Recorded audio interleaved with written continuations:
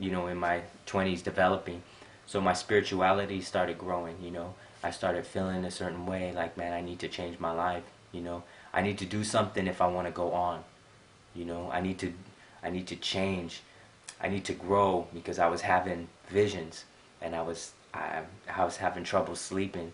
I was my conscience wasn't right. So I was like, man, I got to do something, man, you know. Um, and then I was thinking about changing my eating. I started seeing, like, man, this fast food, just looking at it. One time there was like a milkshake spilt on the concrete, and it turned into rubber. It was like rubber, and I was walking by it and I was like, damn, how did that shit turn to rubber? This is just a strawberry milkshake. Like, that shit, I stepped on it and I jumped on it and the shit was like hard. And I was like, damn, I be drinking those all the time. That's like nothing. Weren't conscious of nothing. We weren't conscious of what vitamins to take. We weren't conscious of none of that.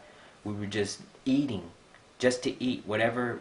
And it was hurting us because we wanted to excel our bodies and our mind. We wanted to, me personally, I wanted to break free. I wanted to do some moves that was never done before, or spin more times that is, possible. So I'm trying to reach that goal. So I was like, man, okay, I got to change that. I got to cut that out, man. I got to stop that. So I first stopped eating fast food, you know, and so that was a big growth stage in my life right there. And then I just started growing and growing, and spirituality started coming into me more. Knowledge started coming into me more, and I knew my experience in LA was over. Hmm. I knew, I was like, man, I had to go. I have to go and do something else. I got to spread this hip hop. I'm a hip hop head. I'm not an entertainer. If you notice me in the contest, yeah, I'm trying to do some moves, but I'm not an entertainer.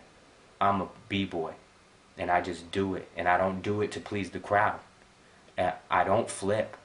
You know what I'm saying? I can do flips too, and I don't flip because everybody does flips.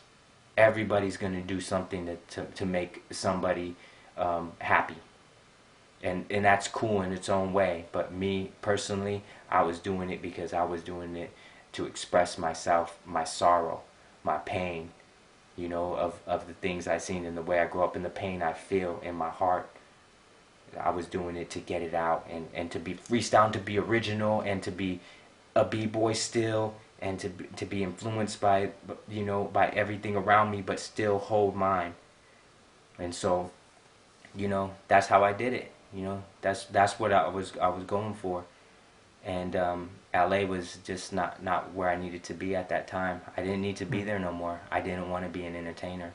I wanted to be a raw b-boy. I wanted to be a cypher head. I started losing the essence of the dance from doing all those auditions, from doing all those shows, doing all of that and having to perform all the time. That I enjoyed it and I absorbed it, but I was realizing, man, I love the circles. I love this culture. I love the freestyle rhyming. I love the graph. And, I love making beats. So I'm going to learn that part. I'm going to go dig into hip hop instead of dig into this entertainment industry more. And, so I started focusing more on that. Start focusing more, developing my hip hop skills, and being a complete hip hop artist and being a practitioner of the crafts and the elements that we have in this hip hop culture. So that was what I did, full heartedly. And I was like, man, I gotta leave LA. I gotta go somewhere, and found out that I'm enrolled in the Northern Cheyenne tribe in Montana. And, so I was like, man, I can get some land out there. My mom said we got land out there. I'm gonna go check it out.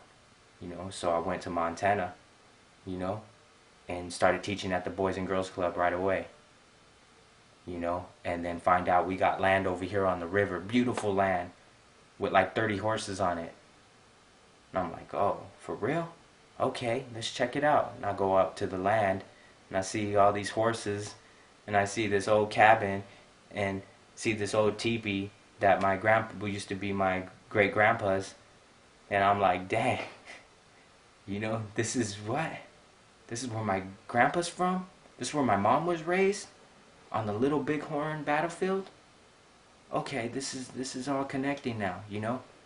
I'm gonna spread hip hop out here to the reservations. If I spread hip hop out through the whole world, into Korea, and Germany, and London, and France, and Holland, and you know all these different places in the United States, I'm like, why can't I go to the reservations on this land and spread hip hop? You know, they need it too. Those youths need it too. So that was like my exodus from LA, you know. It gets more spiritual than that though, you know what I mean? I had my visions. I had my visions of what was going down in LA. I had my visions on outer body experience, feeling me flying above my body because you know, I was floating away and I was like, man, I can't, you know, like I don't want to die. I want to live. Hop back in my body. I have to make a change. I have to do something. Why did not my soul did not want to live in my body no more? Because of the way I was living. I was like, nah, man, I don't want to live, you know. So this is the way I have to live. I have to preserve my soul, because every time I went to a show, an audition, they always had a camera on me, stealing what we were wearing, stealing our moves, stealing our ideas, stealing our identity.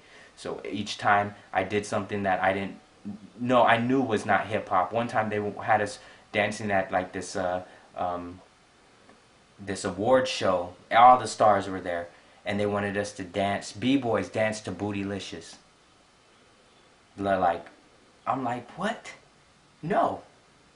Everyone got mad at me because I said no. I was like, oh, you guys are fake. Like, you guys fronting hip hop, and you're gonna go out there on this on award show and you're gonna dance to Bootylicious? You're gonna break to Bootylicious? I was like, hell no. I looked at them like they were whack. I was like, nah, man, we ain't dancing no Bootylicious. You know, we b-boys, we are part of this hip hop culture. We underground.